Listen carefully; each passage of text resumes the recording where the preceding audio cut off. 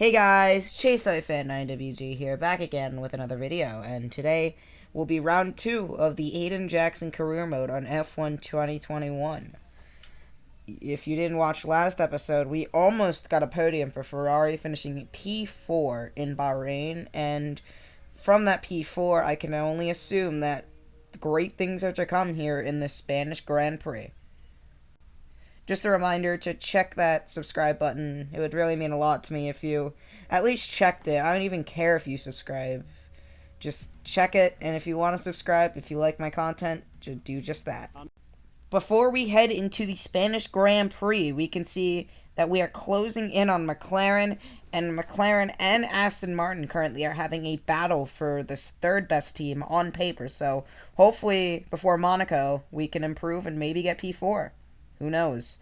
But anyways, let's just hop into the Spanish Grand Prix, qualifying 1.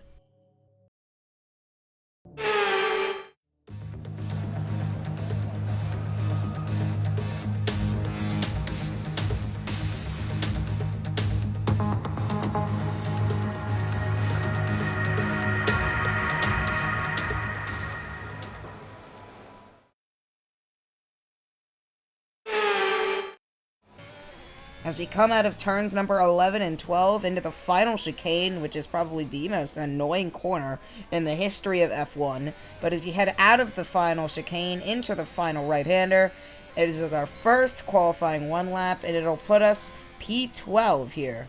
And I was not confident P12 was going to get us into the next session, so I went out for another run here. We headed to turn number 10, which was newly reprofiled for the 2021 season, but huge mistake in turn number 11. Luckily, we didn't spin out there as we head into the final chicane. We are about 2/10 up on our delta, almost 3/10 now, into turn number 15. We hit the turtle there, or whatever you want to call it, into the final corner. DRS is open as we head towards the line. Is that enough to get us out of Q1? Yes, it is. We are P13, with Lewis Hamilton topping out the session in P1. It's Bottas and Verstappen, so could be a Mercedes one too. This Q1 could reflect on what Q3 is going to be like. But our teammate of Carlos Sainz in P7, the Haas of Mick Schumacher makes it into Q2. Surprising there, but as we head into qualifying number 2. So our first run was on the mediums. We did 2 laps on the mediums as we come up to finish our first lap into the final chicane. Little mistake there out of the final chicane. But as we come out of the final corner, hopefully we can gain that all back with the DRS. And this is only P11. So we have to improve upon our time to make it into Q2. And in front of us is our teammate of Carlos Sainz, which Spain is his home Grand Prix. But look, we are down on the delta, not by much, but just enough to the point where we might not make it as we make another mistake. We hit the inside curb. As we come out of turn number 16, this won't be enough. We will not make it into Q number 3. It is only good enough for P11, and there is no time to get back to our garage. Let's see, we fall back down to P number 12 as our teammate of Carlos Sainz goes up to P9. Lewis Hamilton tops out the session again, but instead of Bottas, his wingman behind him, it's both McLarens of Lando Norris and Daniel Ricciardo.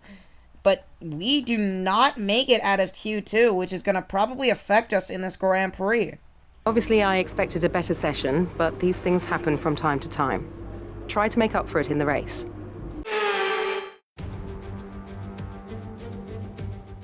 The Spanish Grand Prix has been a permanent fixture on the Formula One calendar for over 30 years now, and for good reason. Do you remember Michael Schumacher's absolute dominance here in that rain-soaked Grand Prix in 1996?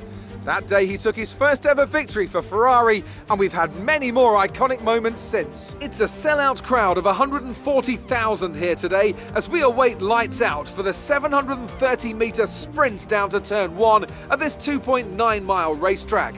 Overtaking is challenging through these 16 corners, but there's still a lot of high-speed excitement to be found, including the flat-out turn 3 and the terrifying blind right of turn 9. Anthony Davidson joins me once again in the commentary box, and it's fantastic to have you with us here today, but I'm curious, as a man with experience out on the track, How do you stop those pre-race nerves from becoming overwhelming when you're lining up on the grid? But from the moment qualifying's over, you start to feel the adrenaline in your body build up and the buzz in your stomach as you anticipate the rundown into turn 1. It's all a bit like going into battle, and the unknown situation makes you nervous. Those pre-race nerves are a good thing. The day you don't have them means that you don't care anymore.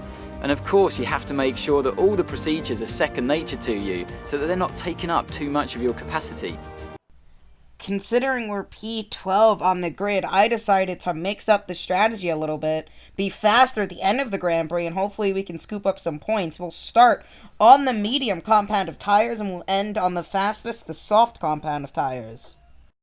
As we head now onto the grid, it is Lewis Hamilton on pole, probably as expected, as the 5 red lights are on, and we are away here for the Spanish Grand Prix at Barcelona, as now we are stuck behind Yuki Tsunoda. We have to back out the gas, even though we got a good start, and this allows Schumacher to try and go around our outside. He does get around our outside going into turn number 1, as now that Haas, the slowest car on the grid, is ahead of us, which is kind of embarrassing. Latifi tries attacking us, but that isn't going to work, as now Schumacher is ahead. We lost position to Fernando Alonso, who's in P11, as now we look behind us, see if Latifi's still there. We try to go for a move going into where the Mercedes had a collision back in 2016, but into turn number 5, I go for the move. We go down the inside of Mick Schumacher, and easy pickings on the Haas, the slowest car on the grid. We get P number 13, and now we have the AlphaTauri, which isn't that slow, of Yuki Tsunoda in our sights now. He's a rookie, and so hopefully we can force him into a mistake, as we head into turn number 9,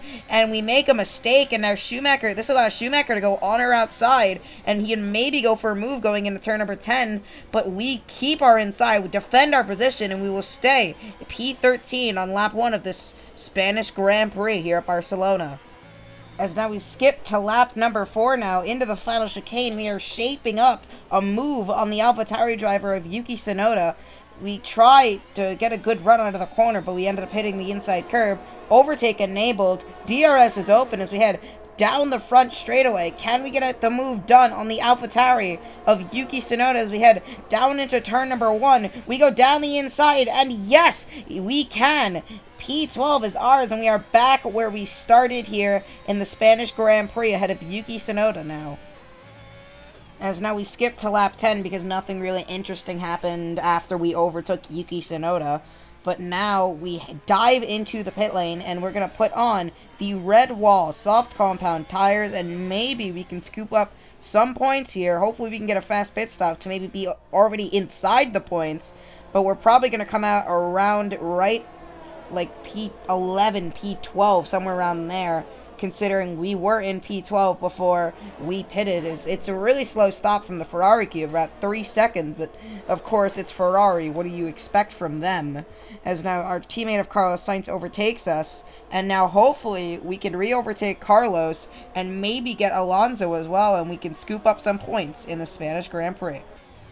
As now we are on lap number 13. The laps are winding down now. As we head into the final chicane, we can hopefully get a move done on our teammate of Carlos Sainz. Overtake is enabled. DRS is enabled as we fly down the front straightaway. We have the advantage. We have the DRS. As now we're probably going to go for a dive bomb. We are. Carlos defends the inside, so we're going to go around the outside here. Shades of what Sebastian Vettel did at this exact track of this exact car back in 2017, and we will take P11 in this Spanish Grand Prix. That puts us 1 position away from points here. But into turns number 1 and 2, we can... Oh! No! We're going to spin out! We are going to spin out! We get on that inside curb, which is now deadly, and we spin out, and we have completely ruined our chances of scoring any points in the Spanish Grand Prix. Yuki Tsunoda and Esteban Ocon overtake us because of that spin. As we look at a replay from our front nose, we just dipped our tires on that inside curb of turn number 2, and as we know in F1 2021 the curbs are more realistic, so we spin out because of touching that curb, and we almost collect our teammate of Carlos Sainz. That would have been extremely catastrophic for Ferrari. Watch, Carlos Sainz just misses us.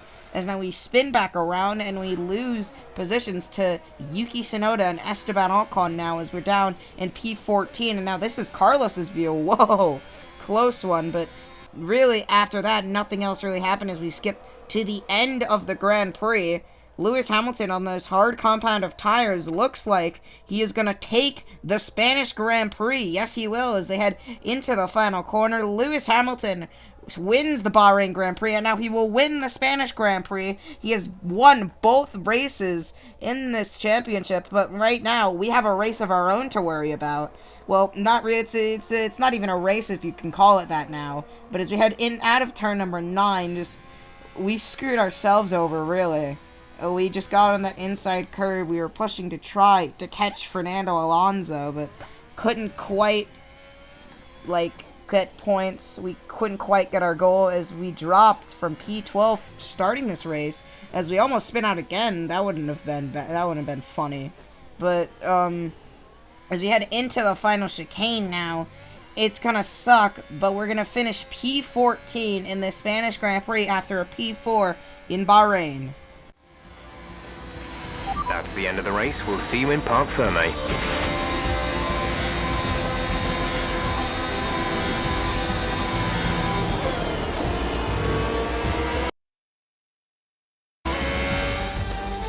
A real team effort which has paid off in spades. A great victory here at the Spanish Grand Prix. Anthony, tell me, what was it that helped them achieve this success? I feel like consistency was probably the key today. There's being quick, and then there's being quick lap after lap after lap. If you can do that, you can capitalise on other people's errors without making many of your own. And that's an approach that can push you a long way up the field.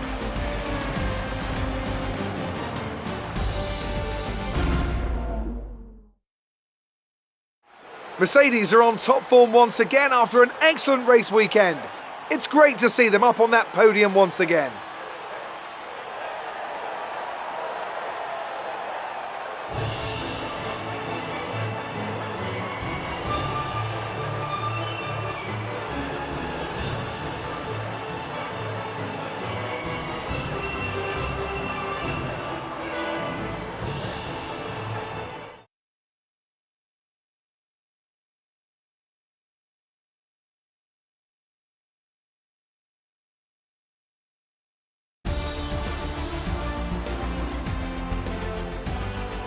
And after this round of the World Championship, here's how things look in the drivers' table. It's a great result for Lewis Hamilton, who moves further ahead at the top of the table. Some amazing talent out on the track today, but Anthony, who would you pick as your driver of the day? Well, you put me in a bit of a tight spot today, but I think I'll go for Pierre Gasly.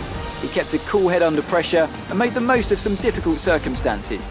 It's time to check out the constructors' standings. Mercedes continue to extend their lead. Meanwhile, AlphaTauri's strong weekend allows them to continue their march up the table.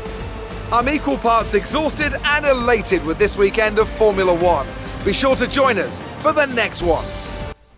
As you saw in the point standings, we dropped from P6 to P7 in the Drivers' Championship, and Ferrari dropped from P4 to P5 in the Constructors' Championship, which isn't really that ideal, but we can only look ahead as Lewis Hamilton wins. But as I was saying, we can only look ahead to Monaco. But anyways, guys, that'll be it for part number 2 of the Aidan Jackson Career Mode. I'm Chase Elliott, Fan 9WG, signing off, and I will see you all in the next one.